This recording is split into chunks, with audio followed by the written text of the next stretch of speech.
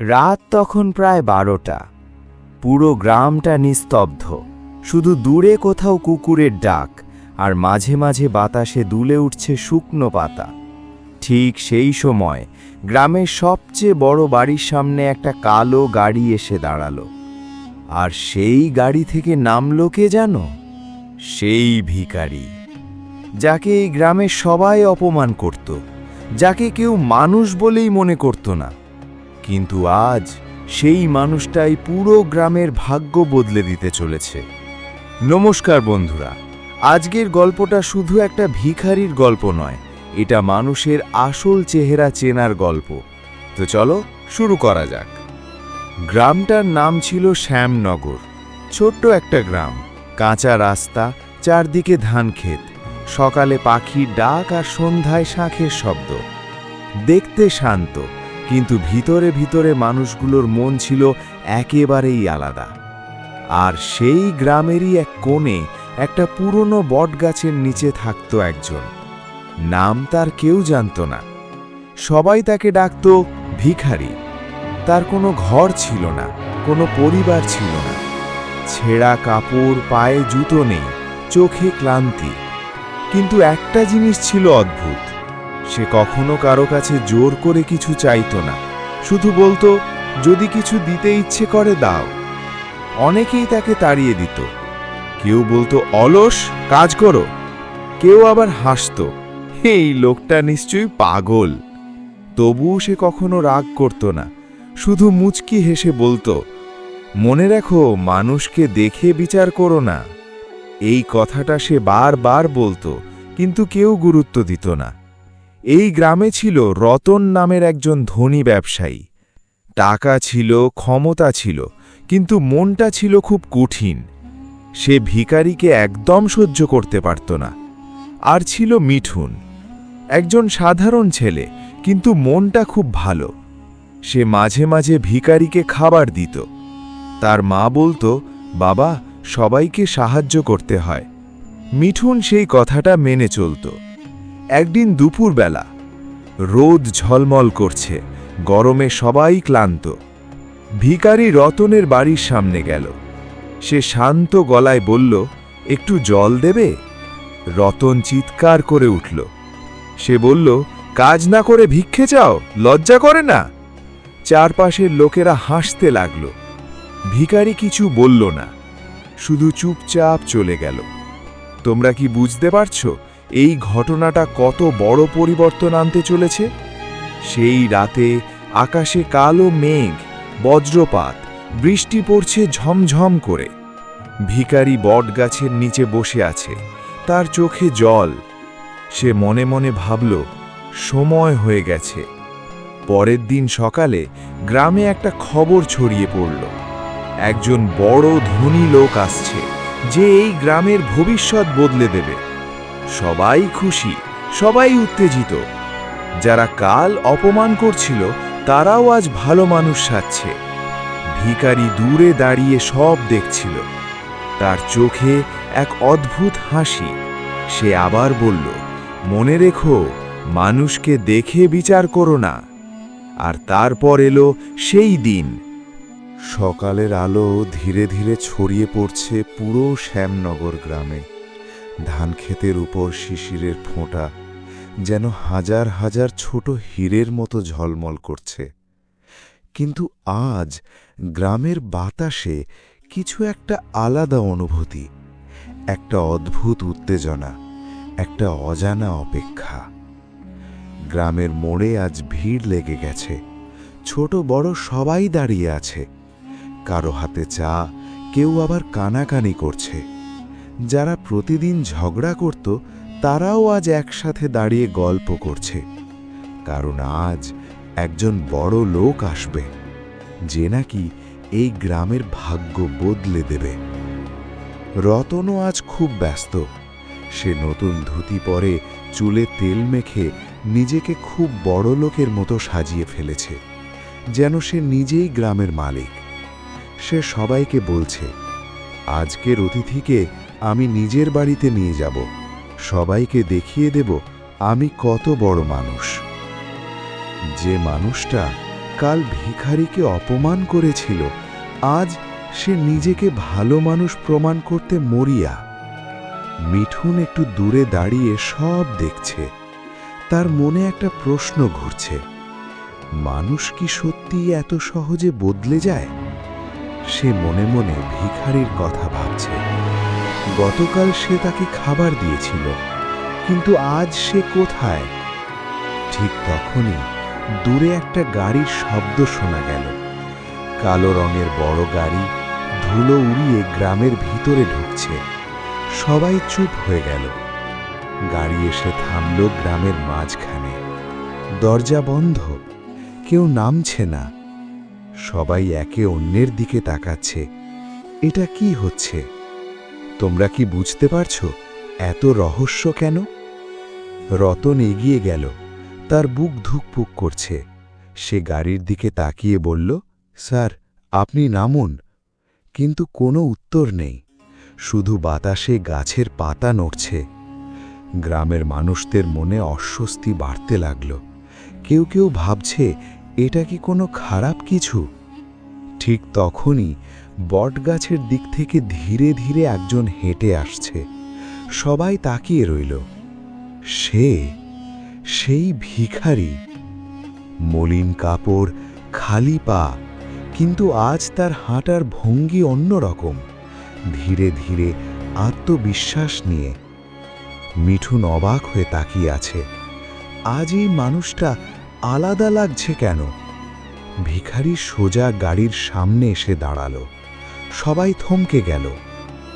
রতন চিৎকার করে উঠল, এই ভিখারি, এখানে কেন এসেছিস? সে তাকে তাড়াতে গেল, কিন্তু ঠিক তখনই গাড়ির দরজা ধীরে ধীরে খুলে গেল। ভিতর থেকে দুজন স্যুট পরা লোক নেমে এলো। তারা চারপাশে তাকালো। তারপর তারা সরাসরি ভিখারির সামনে গিয়ে দাঁড়ালো। আর তারপর তারা মাথা নিচু করে বলল, স্যার, আমরা আপনার জন্য অপেক্ষা করছিলাম। পুরো গ্রাম স্তব্ধ। কারো মুখে কথা নেই, শুধু বাতাসে চাপা গুঞ্জন। রতনের মুখ সাদা হয়ে গেছে। সে কিছু বুঝতে পারছে না। তোমরা বলো, এখন কি হতে চলেছে? ভিখারি ধীরে ধীরে মাথা তুলল। তার চোখে আজ অন্যরকম একটা দৃষ্টি। সে শান্ত গলায় বলল, সবাইকে ডাকো, আজ সত্যিটা জানার সময় হয়েছে। আকাশে হালকা বাতাস বইছে। গ্রামের মানুষদের বুক ধুকফুক করছে। মিঠুনের চোখে কৌতূহল, রতনের চোখে ভয়। ভিখারি গাড়ির দিকে এগিয়ে গেল। ধীরে ধীরে দরজার সামনে দাঁড়ালো। এক মুহূর্ত থামল, তারপর সে গাড়ির ভিতরে ঢুকে গেল। আর তখনই এই গল্পটা এমন দিকে মোড় নিল যা কেউ কল্পনাও করতে পারেনি। গাড়ির দরজা ধীরে ধীরে বন্ধ হয়ে গেল।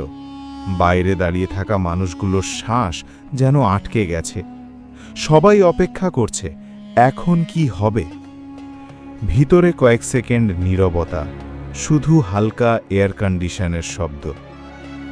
তারপর গাড়ির দরজা আবার খুলল, কিন্তু এবার যে মানুষটা বেরিয়ে এলো সে আর আগের সেই ভিখারি নয়। পরিষ্কার সাদা পাঞ্জাবি, পরিপাটি চুল, আত্মবিশ্বাসী চোখ। তার চেহারায় এমন একটা জ্যোতি যেন সে সবকিছুর মালিক। গ্রামের সবাই হতবাক, কেউ কথা বলতে পারছে না, শুধু ফিসফাস।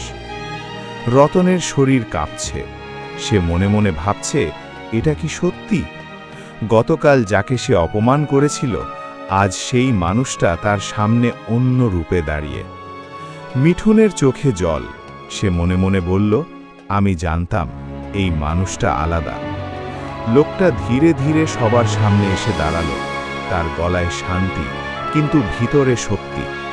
সে বলল, আমার নাম অরিন্দম সেন। এই নাম শুনে সবাই চমকে উঠল। এই নামটা তারা টিভিতে শুনেছে, দেশের বড় বড় ব্যবসায়ীদের মধ্যে একজন। সে বলল, আমি কোটি টাকার মালিক, কিন্তু আমি এখানে এসেছিলাম অন্য কারণে। আমি দেখতে চেয়েছিলাম এই গ্রামের মানুষ আসলে কেমন। কয়েক মাস আগে অরিন্দম সেন এই গ্রামে প্রথম আসে, তার বাবার স্মৃতি খুঁজতে। তার বাবা এই গ্রামেই বড় হয়েছিলেন। সে চেয়েছিল এই গ্রামে একটা স্কুল, একটা হাসপাতাল বানাতে, কিন্তু সে সিদ্ধান্ত নেয় সে নিজের পরিচয় লুকিয়ে রাখবে, মানুষের আসল রূপ দেখার জন্য। এই কয়েক মাসে সে অনেক কিছু দেখেছে। লোকজন তাকে তাড়িয়েছে, অপমান করেছে, খাবার দেয়নি, কিন্তু কিছু মানুষ তাকে সাহায্য করেছে। একটা ছোট্ট ছেলে, সে মিঠুনের দিকে তাকালো, তার চোখে কৃতজ্ঞতা। সে বলল, এই ছেলেটা আমাকে মানুষ হিসেবে দেখেছে। গ্রামের মানুষ মাথা নিচু করে দাঁড়িয়ে, তাদের চোখে লজ্জা, রতনের চোখে জল। সে মনে মনে ভাবছে, আমি কি করেছি? তোমরা বলো এখন কি হওয়া উচিত? অরিন্দম ধীরে ধীরে বলল, মানুষকে চেনা খুব কঠিন। তোমরা সবাই আমাকে দেখেছ, কিন্তু কেউ আমাকে চিনতে পারোনি। আমি বারবার বলেছি, মানুষকে দেখে বিচার করো না। গ্রামের এক বৃদ্ধ কাঁদতে কাঁদতে বলল, আমরা ভুল করেছি। একজন মহিলা বলল, আমরা বুঝতে পারিনি। অরিন্দম কিছুক্ষণ চুপ করে থাকল। বাতাস থেমে গেছে, তার চোখে কঠিন সিদ্ধান্ত।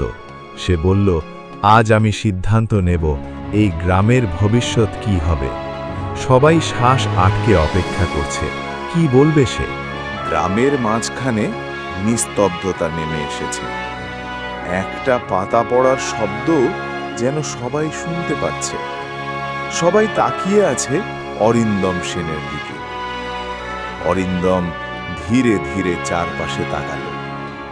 প্রতিটি মুখ, প্রতিটি চোখ তার সামনে পরিষ্কার হয়ে উঠছে।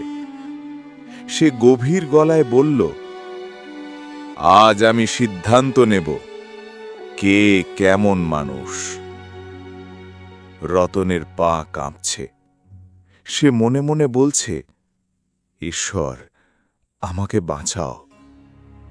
তার চোখে জল জমে উঠেছে। সে ধীরে ধীরে সামনে এসে দাঁড়াল, হাত জোড় করে বলল, আমি ভুল করেছি, আমাকে ক্ষমা করে দিন। রতন কাঁদতে কাঁদতে বলতে লাগল, আমি আপনাকে চিনতে পারিনি, আমি আপনাকে অপমান করেছি। পুরো গ্রামের মানুষ এই দৃশ্য দেখে স্তব্ধ। যে মানুষটা এত অহংকারী ছিল, আজ সে ভেঙে পড়েছে। অরিন্দম শান্তভাবে তার দিকে তাকাল। তার চোখে রাগ নেই, কিন্তু কঠিন সত্য আছে। সে বলল, আমি তোমাকে ক্ষমা করতে পারি, কিন্তু তোমার কাজকে নয়। মানুষ ভুল করে, কিন্তু সেই ভুল থেকে শেখাটাই আসল। অরিন্দম এবার মিঠুনকে ডাকল। ছেলেটা ভয়ে ভয়ে এগিয়ে এলো। অরিন্দম তার মাথায় হাত রাখল, তার চোখে ভালোবাসা। সে বলল, তুই আমাকে মানুষ হিসেবে দেখেছিস, তুই সত্যিকারের বড় মানুষ। সে ঘোষণা করল, মিঠুনের পড়াশোনার সমস্ত খরচ আমি বহন করব। পুরো গ্রাম অবাক, মিঠুনের চোখে জল। অরিন্দম আবার সবার দিকে তাকাল, তার গলায় দৃঢ়তা। সে বলল, আমি এই গ্রামে স্কুল আর হাসপাতাল বানাব, কিন্তু শুধু তাদের জন্য যারা মানুষকে সম্মান করতে জানে। গ্রামের মানুষ কাঁদতে লাগল। তারা বুঝতে পারল তারা কত বড় ভুল করেছে। একজন বৃদ্ধ বলল, আমরা বদলাতে চাই। অরিন্দম মৃদু হাসল, তার চোখে আশা। কয়েক মাস পরে গ্রামে নতুন স্কুল তৈরি হল, হাসপাতাল তৈরি হল। শিশুরা পড়াশোনা করছে, মানুষ একে অন্যের সাহায্য করছে। রতন এখন আগের মতো নেই, সে বদলে গেছে। সে এখন গরিবদের সাহায্য করে। অরিন্দমের সেই কথাটা এখন পুরো গ্রামে ছড়িয়ে পড়েছে।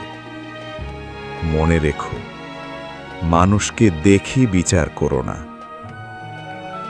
তো বন্ধুরা, আজকের গল্প থেকে আমরা কি শিখলাম? শিখলাম মানুষের আসল পরিচয় তার পোশাকে নয়, তার আচরণে। যে মানুষ অন্যকে সম্মান করে, সেই মানুষই আসল বড় মানুষ। মনে রেখো, মানুষকে দেখে বিচার করো না।